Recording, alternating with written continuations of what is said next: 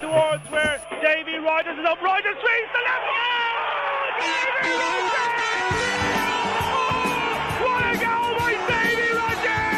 Not one person in this stadium seen this coming half-time. You can see the guards behind the goal at the main stand. They will be investigating Shelbourne for robbery. They have absolutely mugged Treaty United here at Tottenham. And find the goal! Harry Wood, the jersey's off. 6 minutes to... Look at the back one! What a goal that is!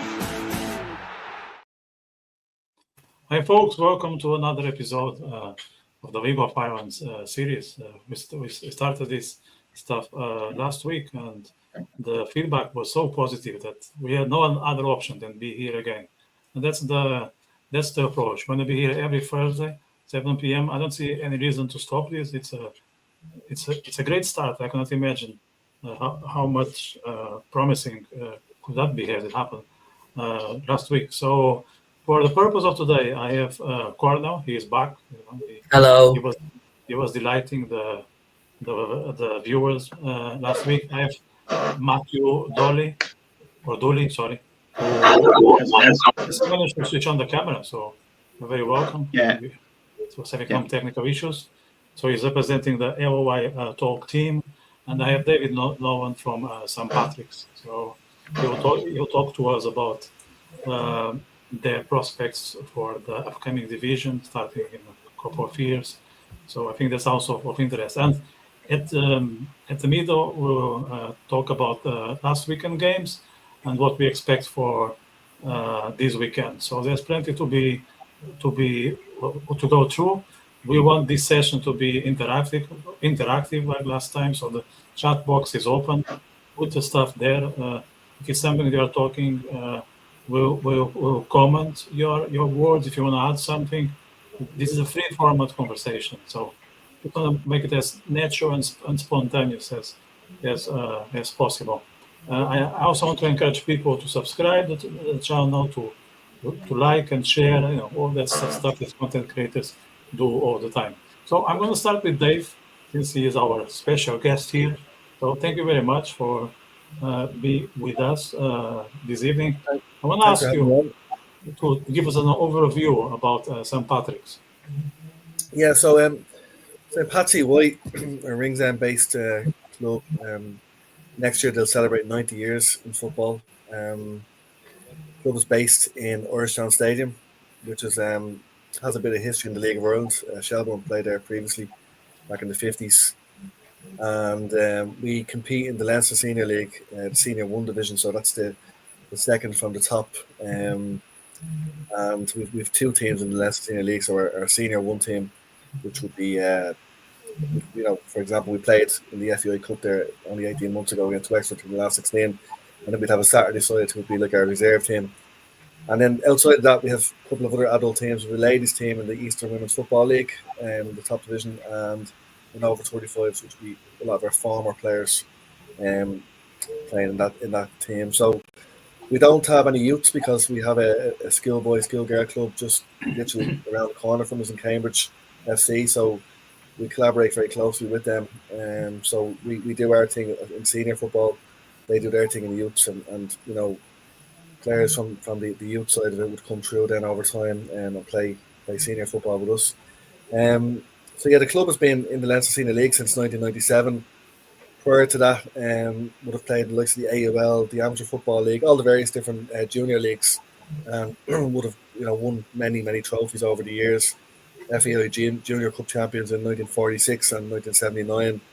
And in 2007, we were promoted to the intermediate divisions from the junior ranks, and worked our way up to the top division over a number of years. In 2012, we reached the Leinster Senior Cup final and played Shamrock Rovers in Tallaght Stadium. It was actually Stephen Kenny's only piece of silverware with Shamrock Rovers. They beat us 1-0. So that was probably the club's kind of biggest achievement in its nearly 90-year history. And we were relegated from the senior division in 2019, so we've been playing in senior one ever since, trying to make our way back up. We were close to it last year. This year is not going so well. We're kind of down the wrong end of the table.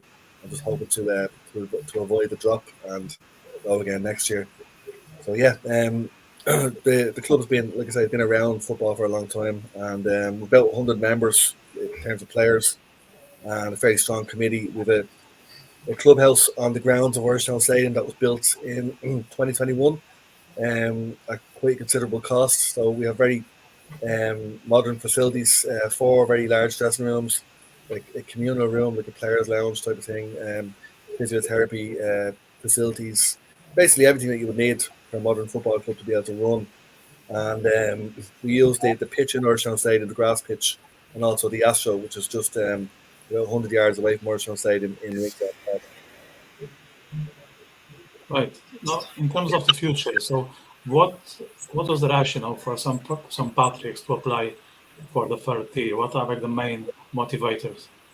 Yeah, well, the main reason we made the expression of interest was sort of we're involved in the conversation. We believe as a committee that we have the facilities are there for us to be able to compete. We don't know at this point in time what the requirements are going to be. We're waiting for the FEI now to share those details with ourselves and the other clubs that have made an expression of interest. So until we learn the exact details, we don't know what we're going to need to qualify. The reason why I believe, and our committee believes, we can actually make this happen is because, like I mentioned in the intro earlier, we did host a last 16 FEI Cup tie in Orishtown Stadium. We played Wexford. We beat us 1-0, and so we know we can host games of that caliber. And like Ringsend as a community is a very vibrant community. It's going to grow in terms of size. There's a very big development happening just a couple of 100 yards away from our home ground, where there's going to be 10,000 new residents. So I do believe that Ringsend would have has a lot going for it in terms of a venue for third-tier football. And there's a history there as well. I mean, both Shelbourne and Shamrock Rovers originated in the area. There's a lot of people who still support those two clubs that live in the Ringsend, Sandymount, Orishtown, kind of Pearse Street area. And yeah, we just think it's something that we certainly can do. The only issue I would see is that I would imagine the powers that be will want to have, a better geographical spread. I know the Dublin area is already kind of very heavy with teams in the Premier and the First Division, so they'll probably, I would suspect, limit the amount of Dublin clubs that go into this if they get enough interest from more regional clubs that have the facilities to go into it. But for us at the moment, it's really just, we don't want to be out of conversation. We want to be, there talking with the other clubs and with the FEI about the possibility of coming in. We've said it very clearly as well to our local community, from whom we get great support, in terms of supporting the club. Local businesses and stuff like that are great. That, anybody who wants to get involved and help us to push this along are more than welcome, to join the conversation and just see where it goes. Like I say, there's no, minute detail on what exactly will be required. But my guess would be that, if you can compete in the First Division, the rules around competing in the First Division in terms of facilities and spectator facilities, Orishtown Stadium can certainly do that. And so that's the starting point for us. Yeah. So you mentioned that the requirements were not shared yet. Is there a timeline for those to be revealed? No, they've been quite vague. So when we made our expression of interest in early January, we discussed it before Christmas, and and I got an email then from the FEI, from Gary Higgins in the FEI, who tends to look after the intermediate senior sides. He looks after the intermediate cup and stuff, and basically just acknowledging receipt of our expression of interest, and that as soon as the deadline had passed, they would begin reaching out to the clubs that had applied to discuss next steps. So, like right now, there was very basic questions asked in the submission. So, like they asked, was there a covered area for spectators? I mean, there isn't really an Orishtown Stadium, but there would be parts of the ground where you could cover yourself in the rain if you wanted to, But I mean, there's a lot of the grounds, particularly in the first division, would have areas of the ground that wouldn't be covered at all. So that was the main. I think that was the main question around facilities. It was just really a couple of questions around really just an application to express an interest, and just some very, very basic questions. So, like I say, we're waiting on more detail, and be interesting to see who the other clubs are. The 67, I believe, in total have applied. The plan is to divide it north and south, so 10 teams north, 10 teams south. I don't know what that geographical divide is going to look like. I suspect it might be something similar to what they've often done with the Regions Cup team. It's the amateur representative team, where they've often had a playoff between the two kind of split regions, which kind of goes. It's not quite north south. It's more like northeast southwest type of a split. So I'm thinking that's what they might do. It depends on the breakdown of the clubs that have applied. I would suspect there's quite a lot of Dublin clubs that will have made an application.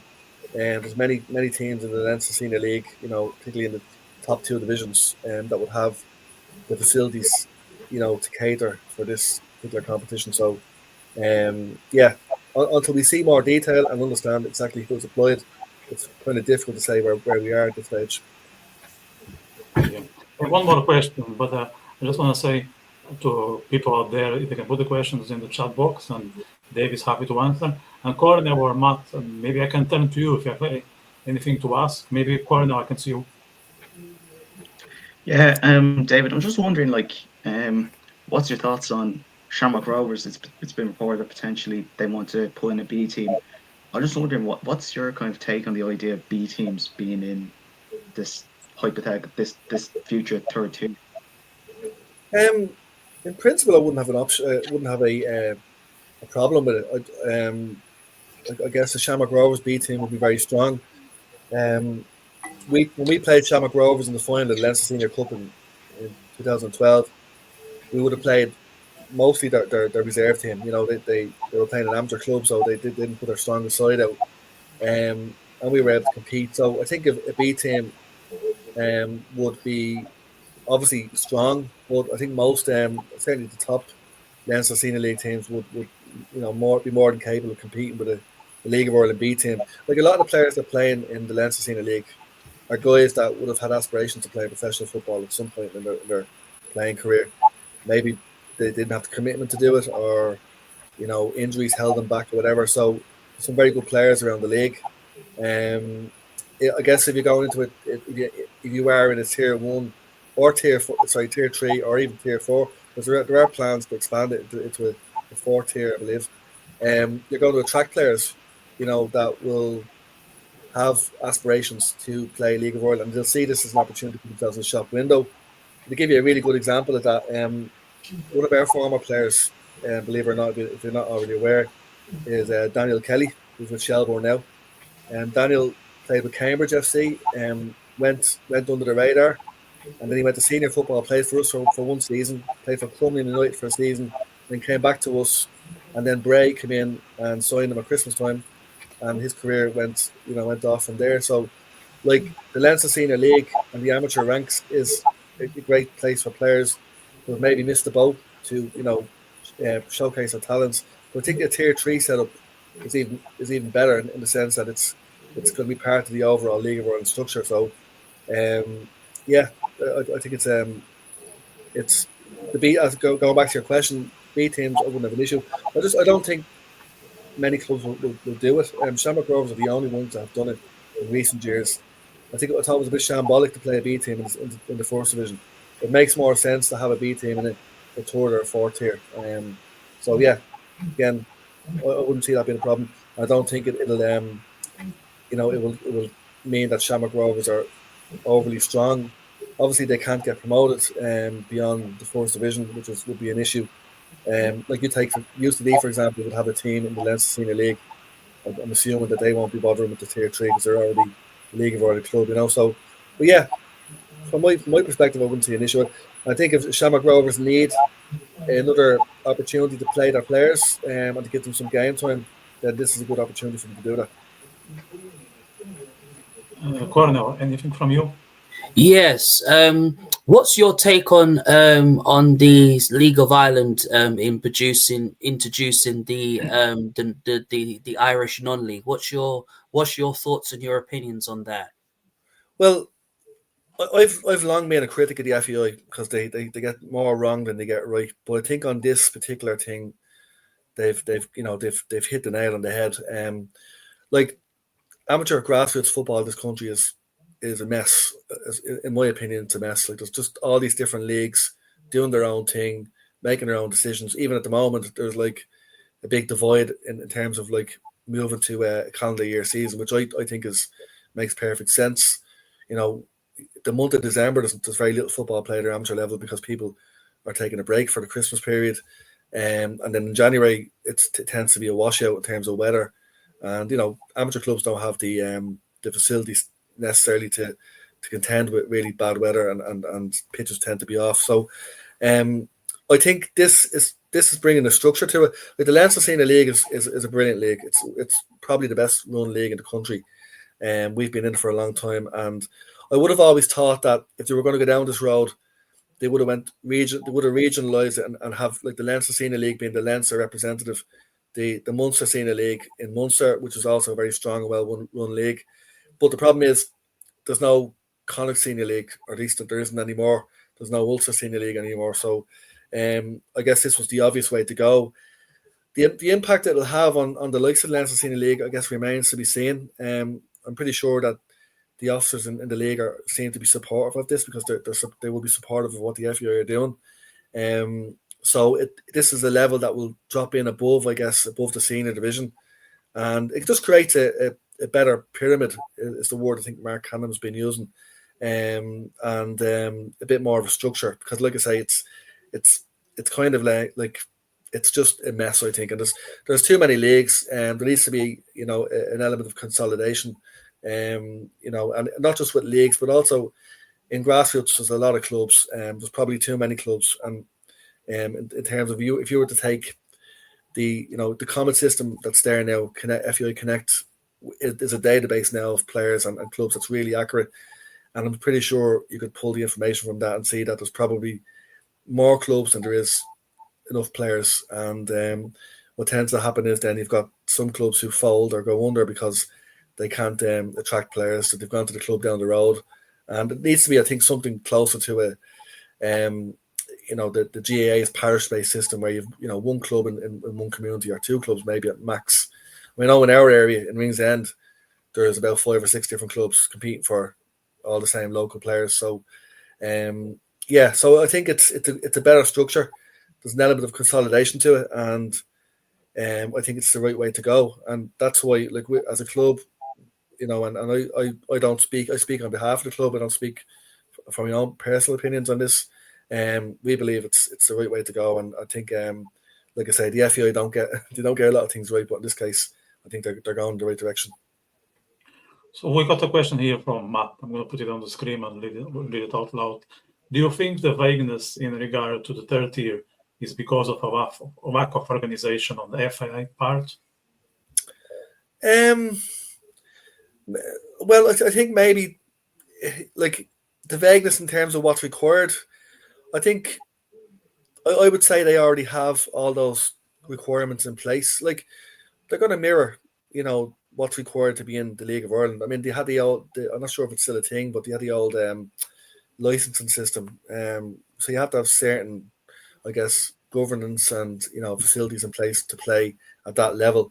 I guess this will be a lighter version of that. There's going to need to be some concession around the facilities, and if you're a team playing in Tier 3 and you get promoted, or you finish top of that division, or you win the playoff, I guess there's going to be a playoff between the North and the South leagues, and maybe a playoff then between the winner of that and, let's say, the bottom team in Division 1. I guess then there's going to be a case where will they actually have the criteria to play in Division 1, because they're going to be higher requirements to play in that division. A bit like non-league football in the UK. Somebody gets promoted into the third division. they won't allow them in if they don't have certain facilities in place. So I think that I would like to think that they have all the information, ready to go, but just haven't shared it publicly. And I guess we'll see over the coming weeks what that looks like when they reach out to the clubs individually.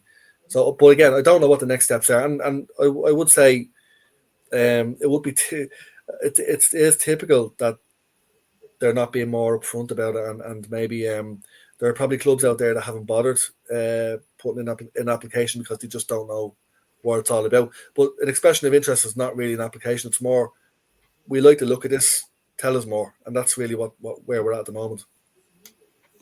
Yeah, very good. I have one here that I got from another fellow. So do you think a national third tier will help bridge the gap between amateur and professional football in Ireland?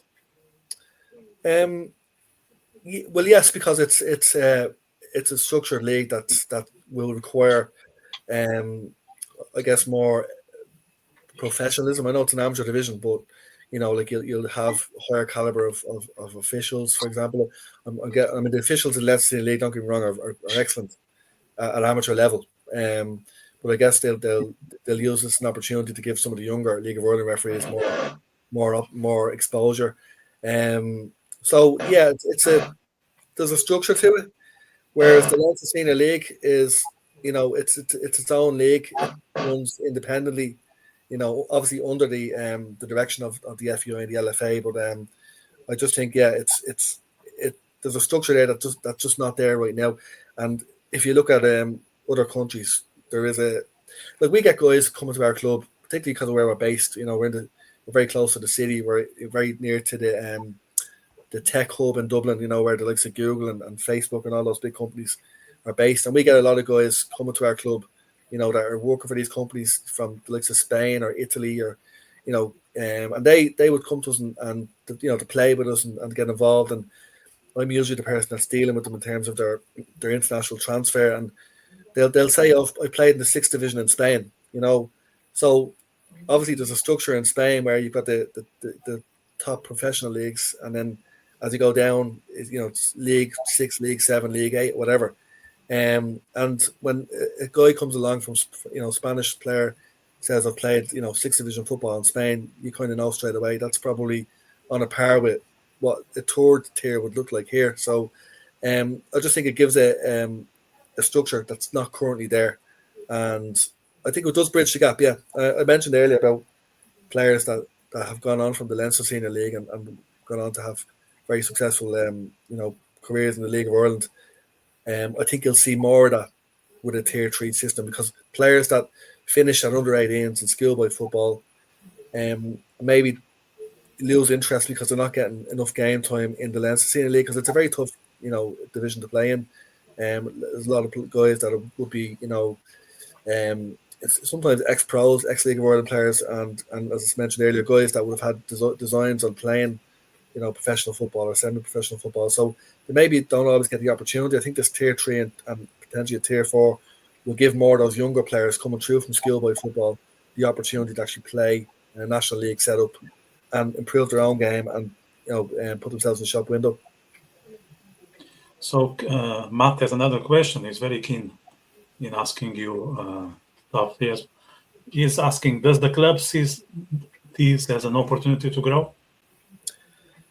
Yeah, well, like I mentioned earlier, we're just a senior club. We don't have a youth setup, and simply because there's already a very large schoolboy, schoolgirl club in the same area. But I think it would help us to grow our profile, I guess. Bring more people from the community to the games. We would not normally play a home game on a Friday night on the Astro in Ringsend because it's floodlit. And players like to play Friday night matches because it doesn't interfere with their weekend too much. Warshtown Stadium is not floodlit at the moment, but maybe that's something that will come down the tracks. But with the summer season, you can still play, certainly for about an 8-week period. You can play matches on a Friday night, and light is not an issue. I think we have the 2 Leinster Senior League teams. We have the ladies in the EWFL. Maybe if this was this worked out, and like I said, there's a long way to go with this. But if we were lucky enough to be selected and we went down this route, it might then, see us maybe look at the potential of our ladies team, jumping up into the ladies national league, and I know they're crying out for new teams because there's not that many as it is. So yeah, in that sense, we could grow. But I think clubs that are going to go down this route do need to look at the community that they're based in and look around them and think, well, can we bring other people into this? Because I don't think, and I'd even say at the moment, I don't know if this is something we can do alone. I think we would need, other partners from the community to come in and, come in on board with us and bring it together. So, and I think that's, might be the case with some of the other clubs. I mean, I'll give you an example of a club that I believe has made an application. This is just a rumor, but like Arklow Town would be one of the best placed clubs, certainly on the East Coast, to enter this. They have a lovely ground down there. They've got a ground that would rival most, Division 1 teams. And it's a big town.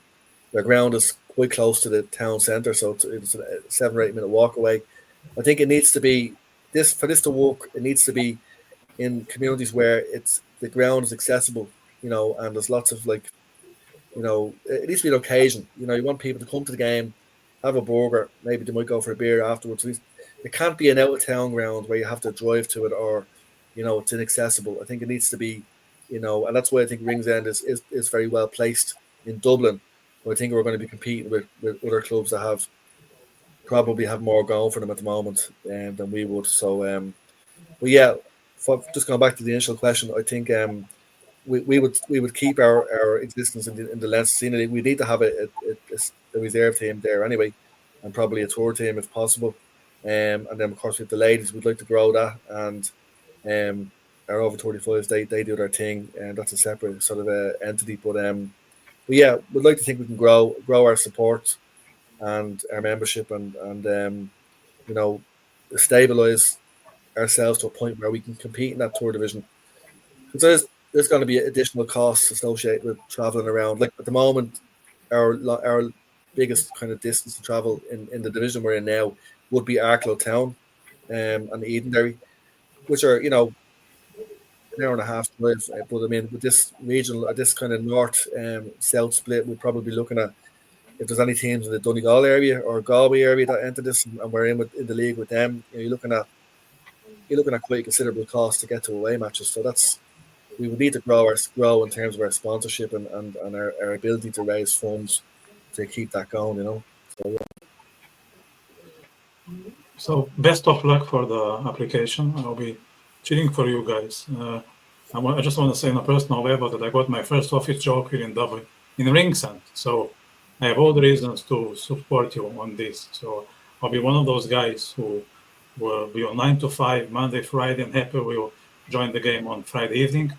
I'm still not on the dart line when it comes to residents, so I keep you on the radar and hope I can attend the game the next couple of years. Thanks very much. Yeah. Thanks a lot. And just to finally say, we just want to be involved in the conversation. And if we're not successful at other clubs, we'll go ahead and we'll be, very much supportive of this, initiative. And if there's a tier 4 coming down the tracks and we go for that, then maybe that's where we'll end up.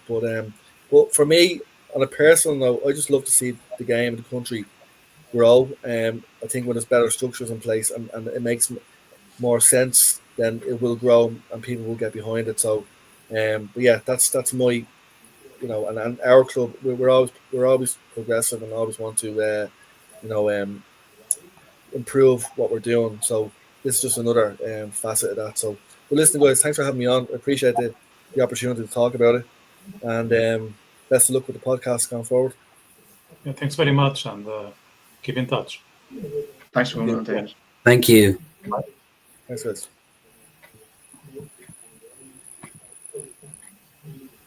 Right, so we're gonna move to last weekend game. So I will use the same structure. I put the score on the screen, and then I will say a couple of words about each game. Okay? Yeah, that's fine. So we start with draw the 3 Sligo, Neo. Yeah, I remember. There was some prediction on that direction. We were saying Sligo would have no chance, and that was confirmed. Were you just saying, yeah, that was too obvious, Cornell, or were you slightly surprised? I'm slightly surprised with Drogheda because obviously, as I was talking with Matt last week, that Sligo Rovers haven't been on their best of form since coming into the new season, and because John Russell hasn't brought players to work around Sligo's team and replace the players that they have lost from the likes of Ed McGinty to Ellis Chapman and so on, then it wasn't that surprising why Drogheda won their game. And, it was a fantastic game. I thought Drogheda was fantastic. They got bombing forward on the break and causing Sligo so much problems. And, obviously they drew their first game to St Pat's, and right now they can go into this game like they've done and really kick on with their season, and the confidence boost is really high for them. Matt, anything you want to yeah, I mean, draw the great start to the season, obviously. A draw against Pats, who are the title favourites, and then obviously this win. Would I be worried if I was a Sligo fan? Absolutely. 2 losses from 2 games, home and away. It's not looking good. And I did say kind of at the start of the season, I think John Russell would be the first to lose his job. Not that I want to lose his job. I don't like when people lose their jobs. It's tough, etc., especially in this league. But yeah, overall statement win for Drogheda. Great start to the season for them, and certainly it's going to be interesting, though, I think, how long they could keep this sort of run of form up as they come into Europe, obviously, as the cup holders. Obviously, they get Conference League football, etc. So it's going to be interesting to see if they'll be able to continue this run of form. But no, overall, that's an impressive win by Drogheda. 2 relegation favourites I would have had, probably in interchangeable order. But still, Drogheda definitely win that battle. And if I was a Sligo fan, I'd be worried, really worried. I was kind of worried for Sligo at the start of the season because they hadn't recruited well at all, as Cornell said, and they hadn't brought in any, or they sold off their players, including Marhan, obviously, to us. So I'm a Bows fan, by the way, for those listening on Spotify. And overall, yeah, I'd be worried for Sligo. If I was a Drogheda fan, I'd be very cautiously optimistic. Right. Go to St Patricks one. So you're just talking about St Patricks. It's not the start of the season that they and most of us were expecting. Cornell. No, we wasn't expecting St Pat's to lose 2-1 to Galway United. And look, Galway United, absolutely brilliant form. 3 goals for Patrick Hickey, scored an absolute hat-trick against St Pat's, and now is top scorer with 3 goals this season, with Sean Boyd with 2 goals. Honestly, it's a fantastic win for Galway United, and they can be very, very proud of beating a team who are obviously favourite for the League of Ireland title. I still expect them to be, favourites for the title and challenge for it. I mean, Aidan McKenna's goal, brilliant goal, has to be goal of the season contender, to be honest. But, this is what Patrick Hickey does for Galway United, the absolute form that he's in. And, that's the reason why he is the player that has been selected a lot on the League of Ireland Fantasy Football League. And, honestly, I think, obviously, Moses Dyer still one favorite player that can still make a huge impact in their team and the other signings that they've made. But Patrick Hickey's going to go a very, very long way, and he absolutely tore St Pat's apart. They just couldn't handle him, and that's the reason why Galway United are on top at the moment. And obviously, look, St Patrick's, look, it's early seasons, it's early days. You don't expect the team to hit the ground running as you always should do. But look, as long as St Patrick's can go on and get a couple of wins, I mean, 1 draw only and 1 loss, yeah, it's not good, but look, they'll start kicking on with their season. The season has just begun, and you would expect that from any sort of team. Just before I pass the ball to Matt, I want to incentive the people out there to put their comments. If they want to add anything about the game or any other topic they have in mind, chat box is open. So, or if they know someone who's not watching, but they're into this topic, share. We are still halfway. So, Matt, what's your perspective on this game? Well, double from Patrick Hickey, obviously, and I saw Aidan Keena's goal. I didn't see the other goals, and in fairness, I was pretty poorly researched for this game, but I saw Aidan Keena's goal. Absolutely fantastic strike from him, and so not the start Pats were expecting. Fairly poor, I must say, from Stephen Kenny's side. I thought they'd be hitting the ground running, continuing the form that they had right at the end of last season. Remember last season they went on like a ridiculous winning run, pushing Shelbourne all the way to the title. I think it came down to like the second to last day in which they were in the race, but not the start Pats would have been wanting. I suppose Stephen Kenny will have a lot of decisions to make. I thought I saw briefly their game against Drogheda when they cut to it on Virgin Media when the lights went out of Tulka. That they looked extremely poor. Now, in fairness, I suppose, look, as I say, I didn't watch this game. I didn't watch the highlights. I'm very poorly researched for this sort of game, but regardless, I'd still be worried for Pats. I'd still be slightly concerned. I wouldn't be too concerned, though, because, as I say, there's 34 games left to go. There's still plenty of time for them to turn it around. For me, they're still the favourites, but they need to pick it up. They really need to pick it up. And Galway are making a strong case through Europe at the minute. They have a very, very strong squad. And fair play to them for a team that only came up a couple of years ago. Not good from Pat's point of view.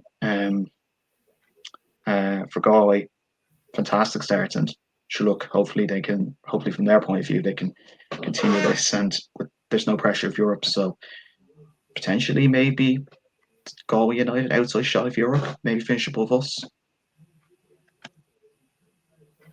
Yeah, so next game here is Waterford, Neo Shelbourne 1. And just want to say one thing here. Shelbourne they're winning, but they are not like trashing the other teams. So as some people were expecting. Matt, is it something that would be in your mind, or do you think Shelbourne is just ticking the boxes?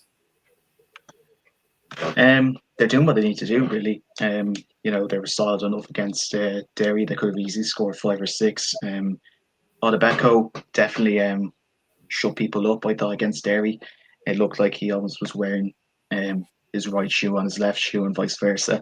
The amount of chances they had, they could have easily scored 5 or 6. Odebeko obviously getting his first league goal of the season. I suppose it wasn't helped by the fact that Waterford got a red card, a very deserved red card for Ryan Burke, obviously. It was a reckless challenge that, obviously was warranting a red card. But regardless, they're ticking the boxes. But sure, look, you win the league and you win titles by winning games, not by playing the nicest brand of football. And Damien Duff does that very well. Credit to him. Yeah, 100%. Cornell, how do you see Shelbourne and Waterford at this time of the season? What I see of Shelbourne, of a team, 2 wins in 2 matches, I've been saying it from time that Shelbourne are the reason why they are top of the table, and why they have the reason why it is because of the winning mentality that Shelbourne has. And Damien Duff's style of play, his tactics, knowing his starting 11, because I've always said when you are a manager / a head coach, you have to know your starting 11. You need to know your best team, your best players, what type of formations works with your team, and how the tactics is going to work and the strategy going into the game.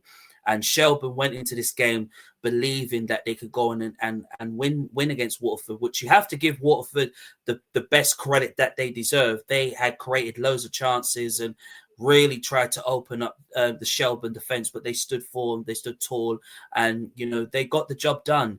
You know, they're not top just for a gimmick or to prove a point. They are top because of their winning mentality. They are top because Damien Duff believes in these players. He believes that he can get the very best out of them. He is showing everybody why they're going to be favourites to retain the title and win it once again. I mean, yes, of course, Shamrock Rovers wants to challenge and win their 5th consecutive League of Ireland title. Derry wants to challenge for it. St Patricks wants to challenge for it. But we're looking at a winning mentality team like Shelbourne and Damien Duff's mentality, and that's the reason why they can't be stopped, and it's going to be very, very difficult. When you've got Sean Boyd, who's got 2 goals this season, you've got Maid Odabenko, who's got 1 goal this season, and I expect him to basically go and crack on, and he'll score more goals this season because he's showing the type of player that he is, and Damien Duff is getting the best out of him. Every single player, and then the new signings has also made a huge difference. So this is the reason why Shelbourne is top for a reason. You just mentioned Odobeko. That was a Matt's question. That was Matt's question. Yeah, there's a lot of attention on him. He'll probably make a difference at the end of the journey. Let's go to next game. I'm gonna bring the ball back to Matt, since you are a Bows fan. Probably were expecting a different outcome after beating Rovers. How do you see this result after the best start that you could imagine for the season? Overall, just really frustrating. Like I said in the match review, that one word just characterized that was frustration. And like, in fairness, it's a tough pitch to play on. You know, we hate the Astro pitch up there. You know, Derry obviously like playing on it, and Michael Duffy's goal was brilliant. He loves scoring a cracker against us. I just don't think we created enough chances, really. Like, we created a couple of chances in the first half. Obviously, I watched it because I'm a Bows fan, obviously. We created a couple of chances in the first half, but Brian Maher wasn't really troubled all that much. It was a very cagey game, apart from the touchline scuffle, which now means Alan Reynolds will miss the game tomorrow, which would be a huge blow, I suppose, for Bows, and obviously Derry as well. Their manager will also miss tomorrow against Waterford. So, look, I just think overall it was just a game of frustration. It was a game of just, we didn't create enough chances and we got punished for it. Derry, they learned their lessons from last week. They were defensively sound, they held firm, and we had a decent chance towards the end, I suppose, from Ross Tierney. It was driven to the left of Brian Maher's goal, but I think, you know, we've still got a lot to work on. As I say, it's early doors. Yet, I know the Rovers team we played would have been tired from travelling from Norway, etc. But still, I don't like. It's a funny one. Like, will I be worried a bit? Because we only won 1-0 against the tired Rovers, and we struggled against Derry. But that's a tough pitch to play on. Will we at Turner's Cross tomorrow night? I'd be expecting better. I really would be expecting better, and hopefully Stephen O'Donnell can prove that. Now, I'd also be worried about the likes of Lise Mousse and stuff because like, he's obviously he needs to be fit, and the way you can get fit is by playing games, obviously. So, but I'm sure once he's fit, he'll be banging in the goals. You know, he commanded 8-figure transfer fees years ago, so it will be interesting. But I'll be expecting better from tomorrow. I really would, on a grass pitch. Little to no excuse. So, yeah. Just before we jump into next week, I would like Cornell to tell his thoughts on Derry's game against Bohemians. Yes, I thought this was a fantastic game, brilliant result for Derry City to get back to winning ways. They learned their lesson from losing their first game of the season, to Shelbourne, and they defensively they paid the price in their first game, but to come back and play against Bohemians and beat Bohemians and gain their confidence. Michael Duffy does what he always does, and when it comes to free kicks, what Michael Duffy's going to do, and he'll put them in the top corner, and that's the reason why he's been their best player. For Bohemians on the other side, obviously, I mean, losing against Derry is not really the best result that they deserve to do. I mean, after coming back from winning against a tired team like Shamrock Rovers, who haven't been at their best last season, and we're seeing shades of that already this new season. I think as long as you can get Mose scoring, obviously the hype around him has been unbelievable even before the start of the season. Connor Pearson's has been a wicked signing for you guys. I think when he gets forward, you know what he's capable of going forward and putting cross into the box. Alex Lacey is also one. Whelan is also one as well too.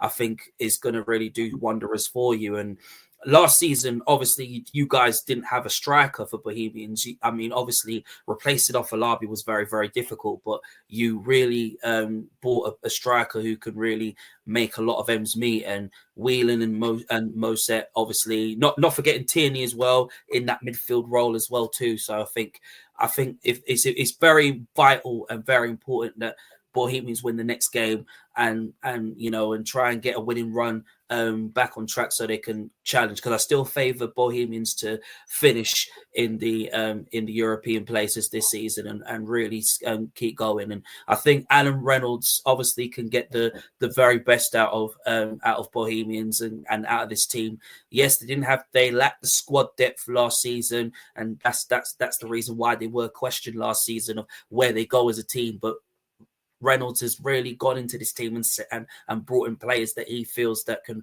really make a huge difference. Mose, I definitely think he'll definitely score goals this season, and he'll be in the top scorer tally this season.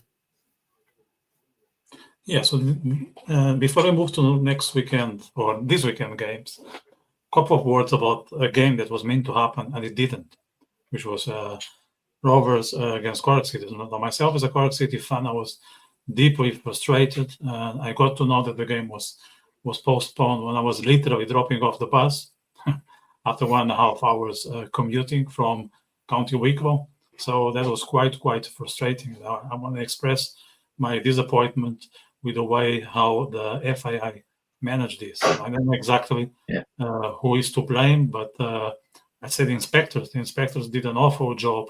I think the whole thing should have been postponed by midday, because everyone could see that there was no way that this game would go ahead. And if I suffered, I can imagine how much of an asshole was for the Cork fans who traveled all the way from the rebel countries. I think was appalling.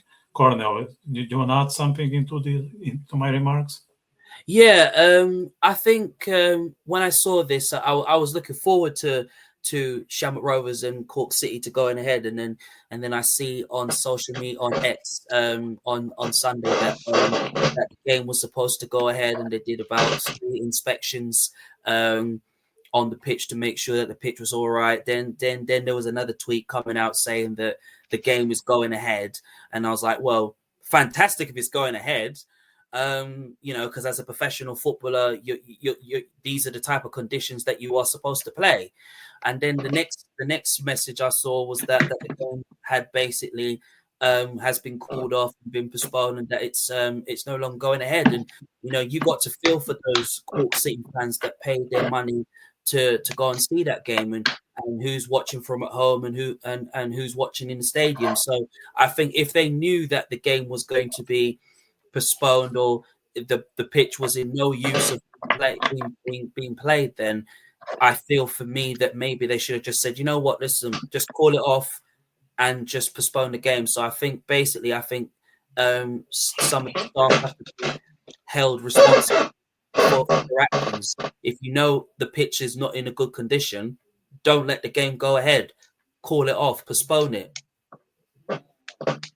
Yeah, I think it's that simple. Matt, were you surprised with the way that FAI managed this, or it's more of the same? I'm not surprised because the FAI managed stuff very badly. However, I don't understand, why didn't they just check the weather forecast to see there was going to be torrential rain? We need to account for that. This is the basics of planning, ahead that, good evening, John. Good evening, John. It's it's quite shameful from the LOI, from the FAI, that I suppose the lineups were announced. The fans were in the ground. Probably most Cork fans would have already been, if not in the stadium, in Tallaght.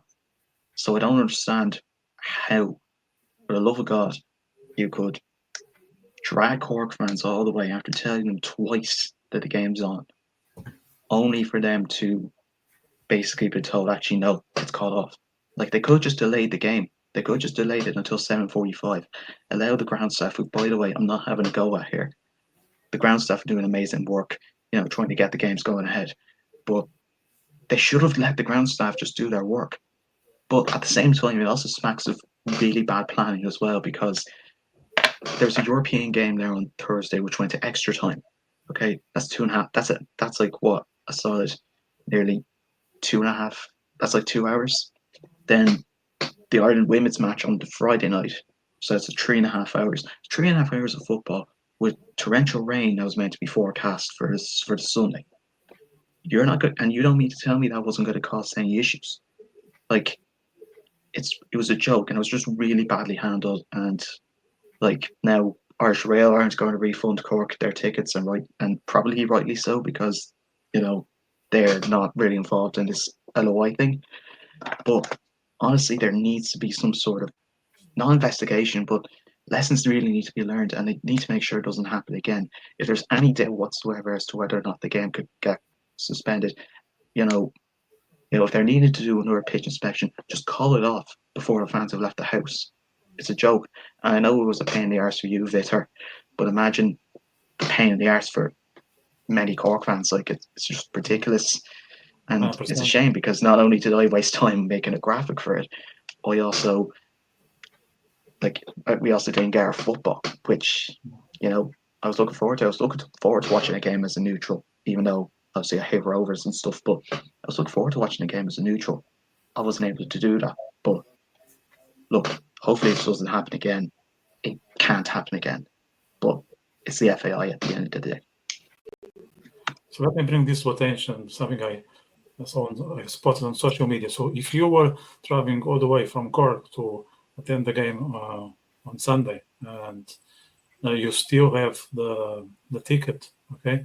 If you head to the Cornell's Flag, which is a pub just next to Turner's Cross, you can get a drink on the house. So keep that ticket, you'll get a drink. I think it's a very nice gesture from the Cornell Flag. So I want to send my massive gratitude. I think it's good to look after the fans and compensate them as much as we can, in this circumstance. So I just want to bring that to attention. There's a comment here from John. Obviously, nowhere near as bad as the poor souls who actually went to Dublin, but I also end up losing out on a game from my LOI TV month subscription, which I just bought before the game.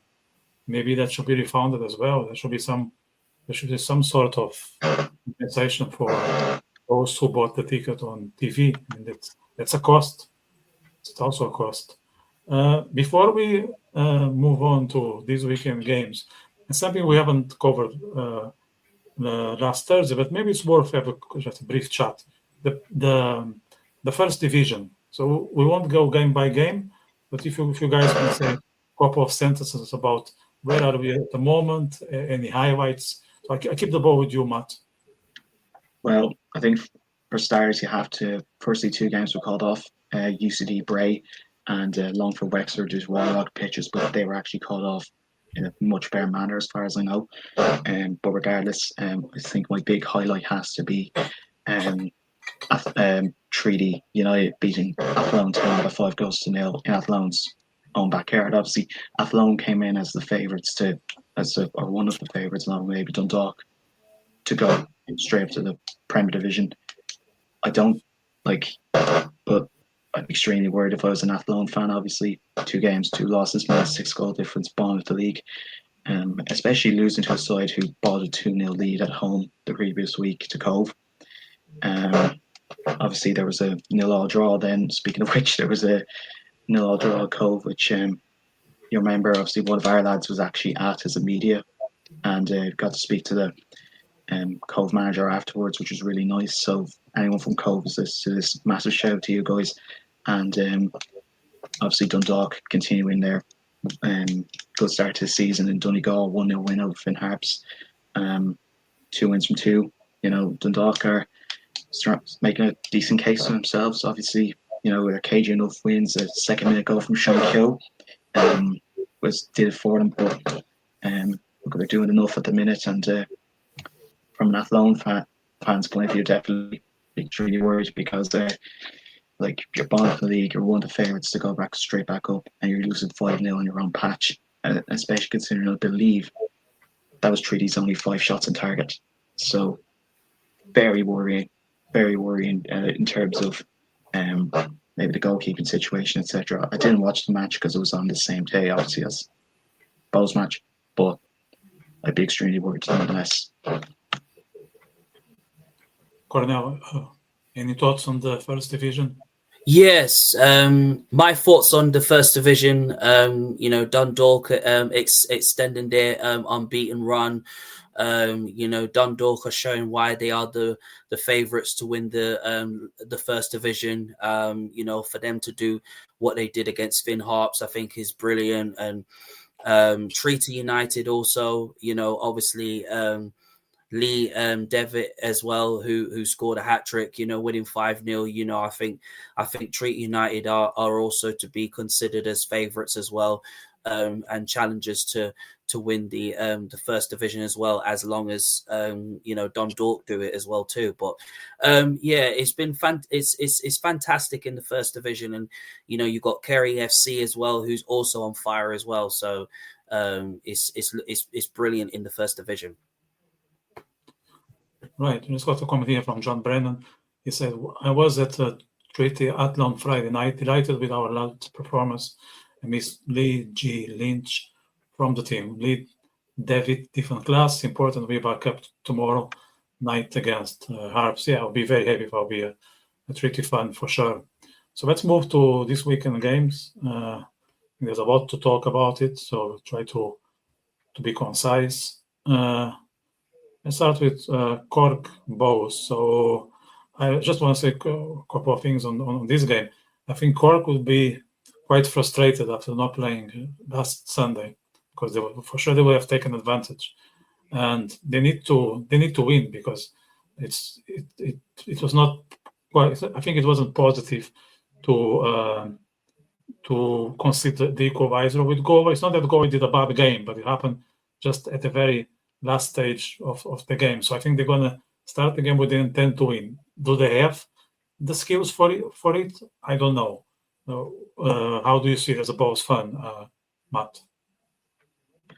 Thanks. As I say, we need to be far better tomorrow night than we were in Derry. We need to just go at them far more. Do I think we can? Absolutely. Cork are, no disrespect, so you should be beaten. Although my mind instantly goes back to last year's game at Turner's Cross in the summer. It was one in which, it was the season before, excuse me. It was one of the ones we were on a really bad run under the Declan Devine. And I remember literally scored, and then we conceded a minute after. We can't be doing that again, obviously. I say it's going to be an interesting game. Cork were definitely fairly strong against Galway. Obviously conceded in the last minute, would have done bad. And also the fact that I suppose not playing last week was both a blessing and a curse. It could be a blessing because they're more rested. Injuries have had a chance to recover. Obviously, Cotto Sullivan is a player who they'll be sorely missing. Teenager, obviously, with a knee injury.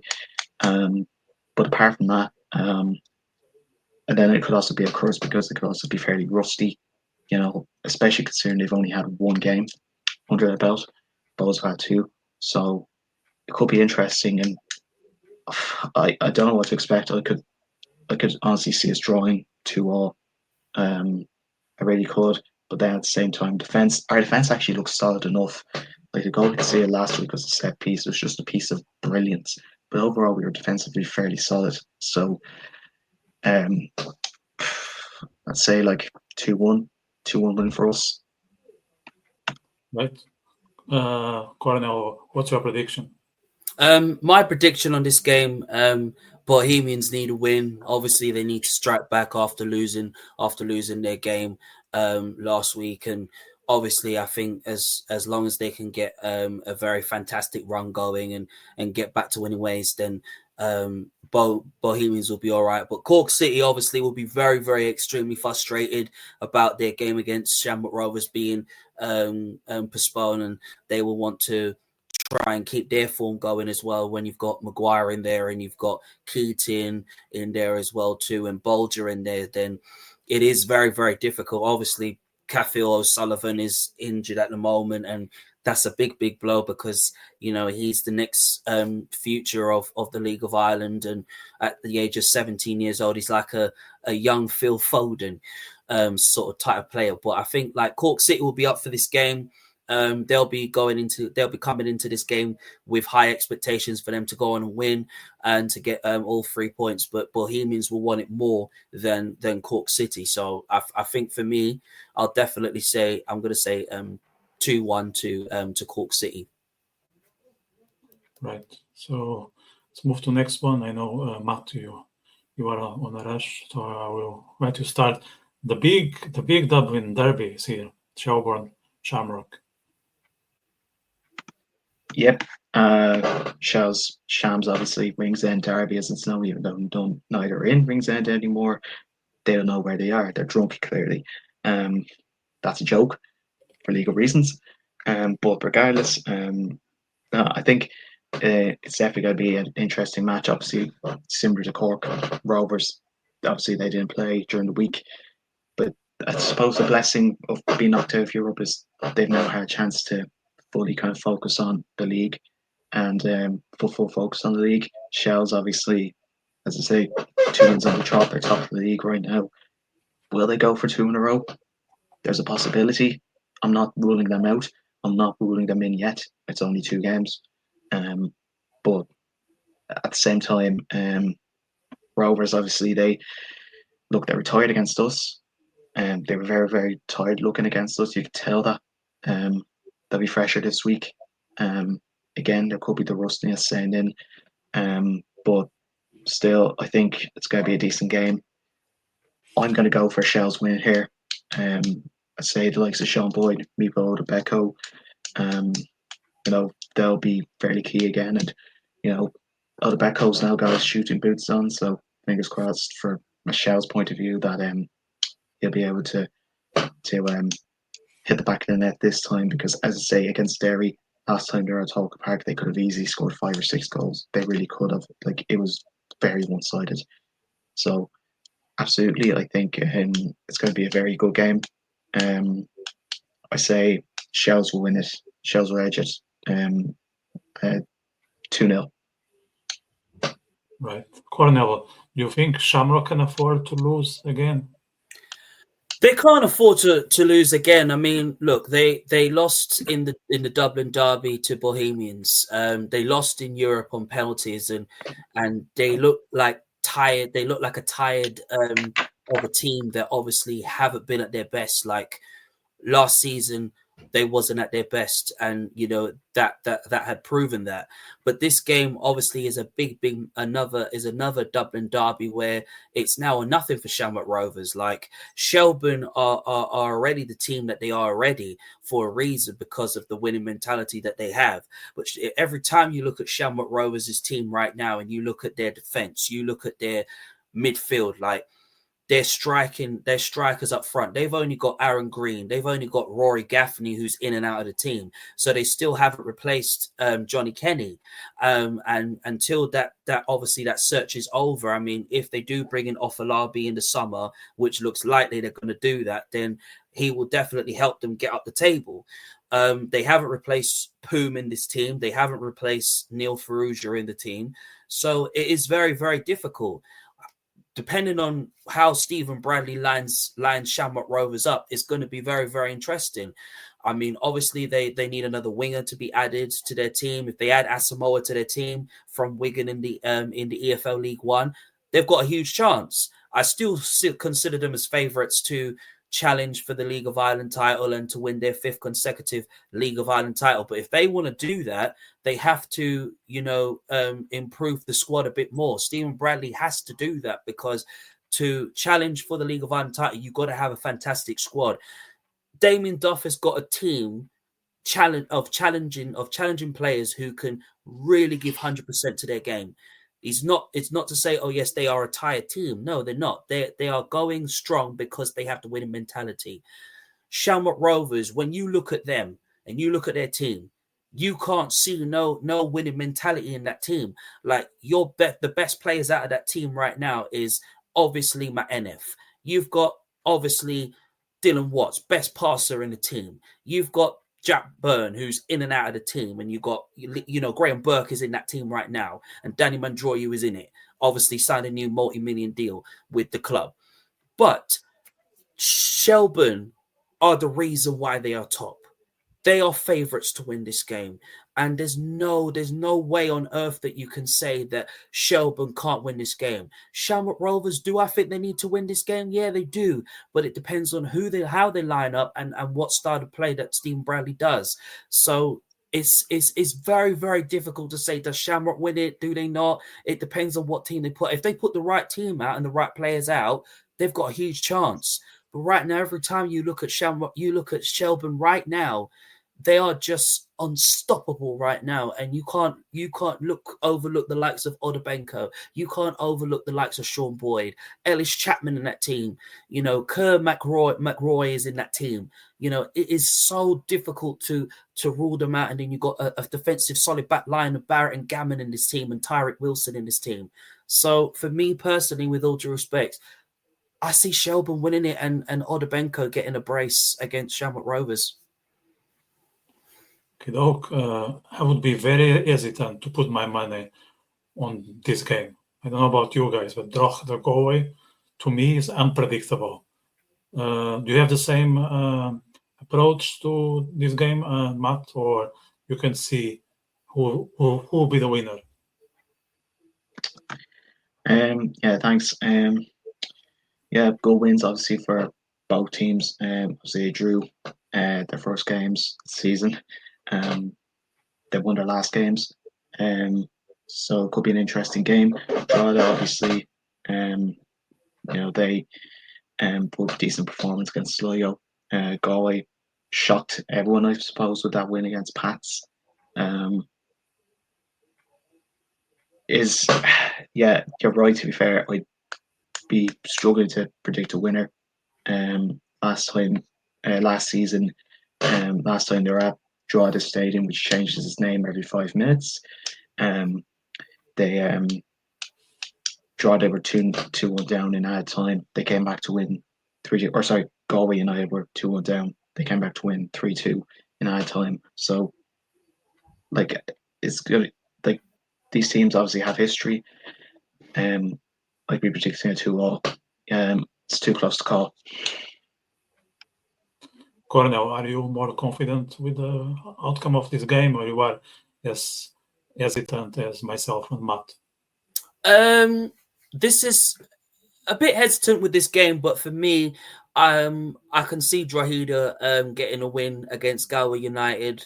Drogheda are an underdog team at the moment. They're going to go into this game believing that they can really pull off a huge upset against Galway United, who obviously have been in good, decent form under their new manager this new season, and they've brought in players that can really make a huge difference to Galway United's team. Yes, of course, Galway United will feel that they can carry on that winning momentum as they gain from winning the second game of the season. Of course they can, and I believe that they can go on and really do something very, very special this season. But Drogheda, I mean, we can't underestimate how good they are. And yes, they are missing one or two key players in their team. Obviously they want to get them back as soon as possible and to really boost the team even more than how they have. And you got Dara Markey, who's really absolutely on fire at the moment, the best creative player in their team at the moment.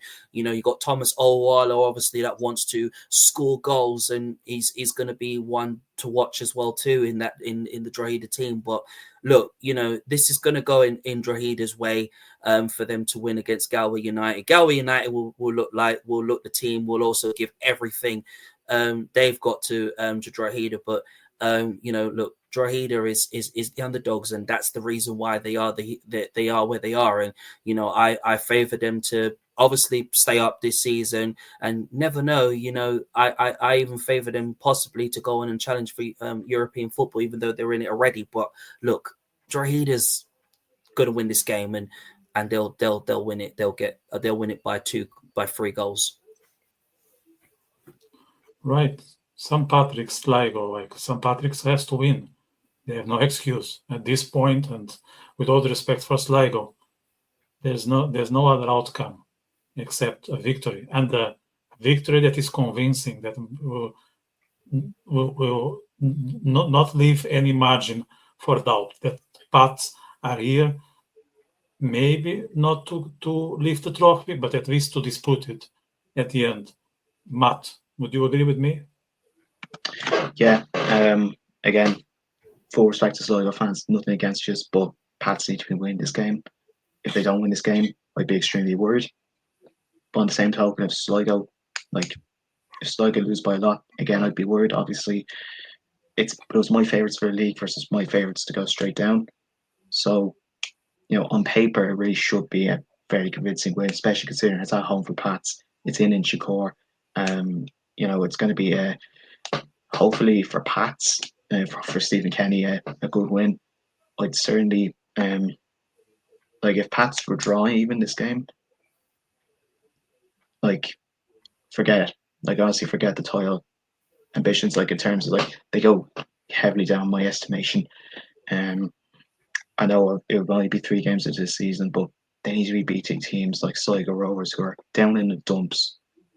But also saying that as well, Sligo will have gone to this game with great motivation. That's we've nothing to lose.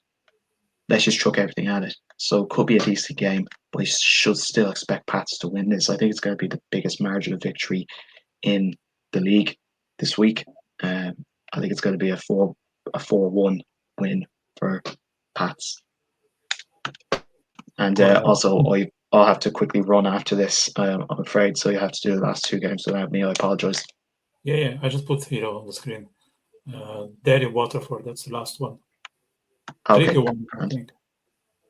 And Derry Waterford, look, as I say, Derry going into great confidence with this one. Obviously, won a win over Bows. I didn't think they played all that well last week, though. Again, Waterford, obviously, Ryan Burke's out through suspension. I'm not sure how long it is. It might be 2 or 3 games. I'm not sure how suspensions work. But I believe Derry will win this. Actually, do I? No, it's going to be an interesting one to see, because Waterford do look decent. They look decent. Great game up in Sligo. Disappointing loss to Shelbourne. Obviously, it's kind of this same, but in reverse for Derry. So I'd say Derry will draw. I think it's going to be 1-0 up at the Brandywell.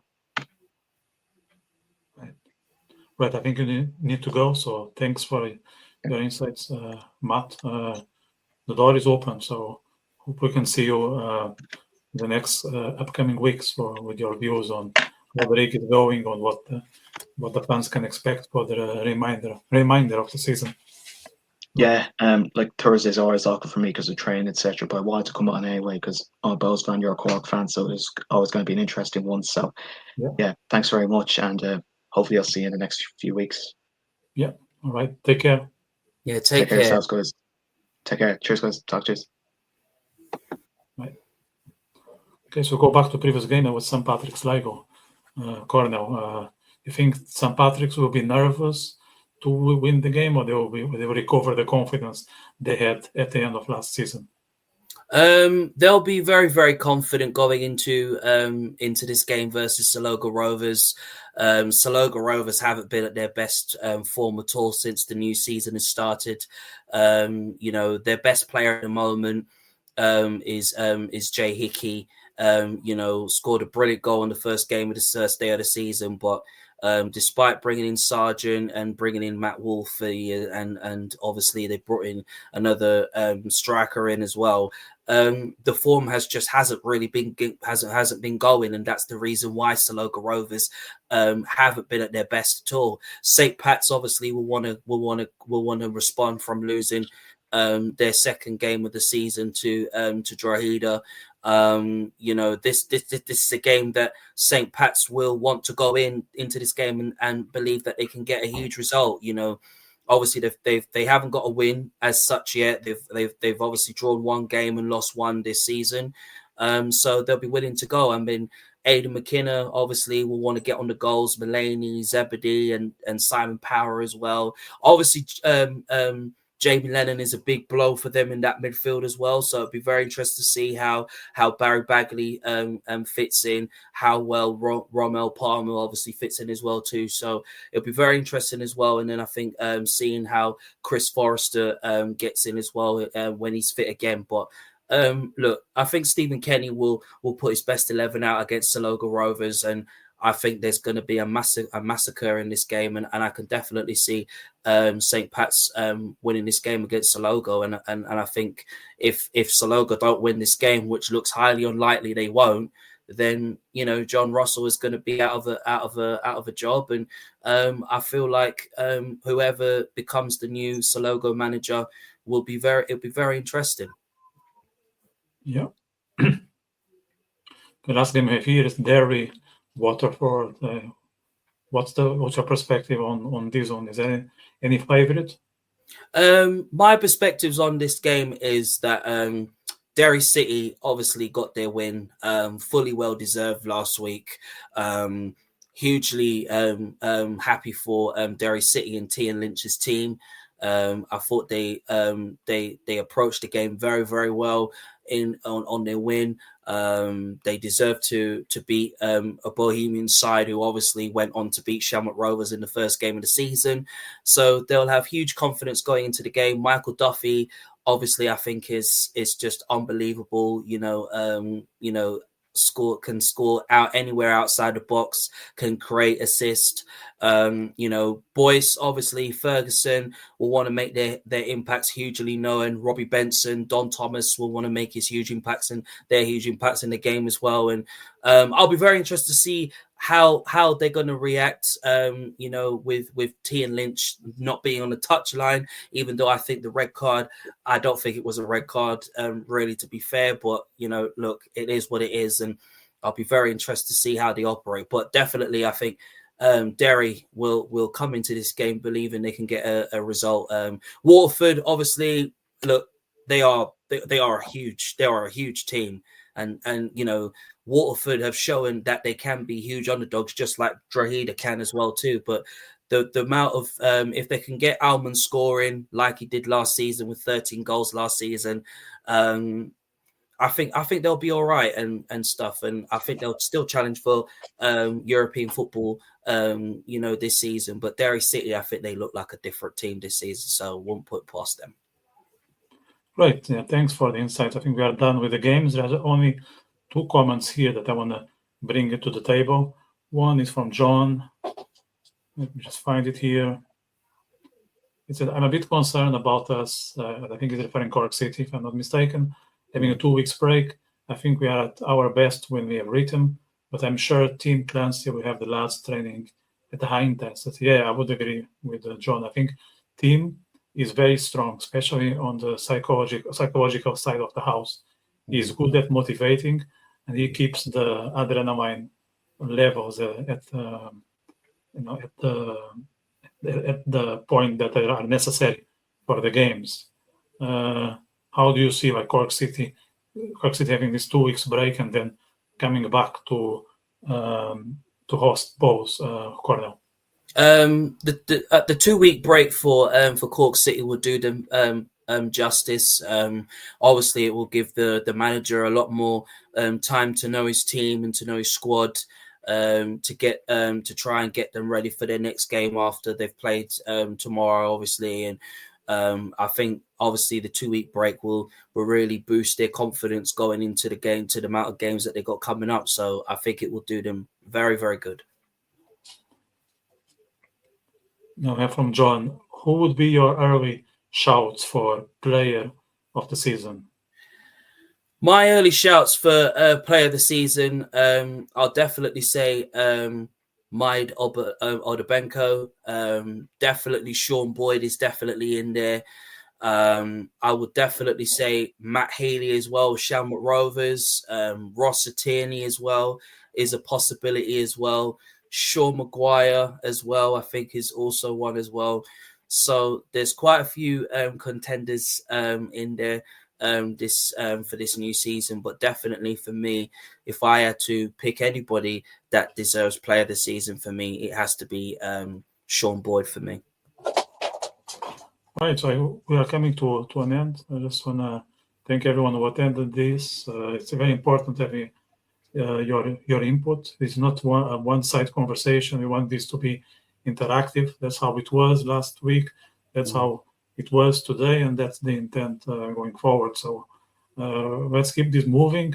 We are here to try to add our support to the League of Ireland. I think there is some momentum. At least I can perceive that as a resident here and as a Cork City fan myself.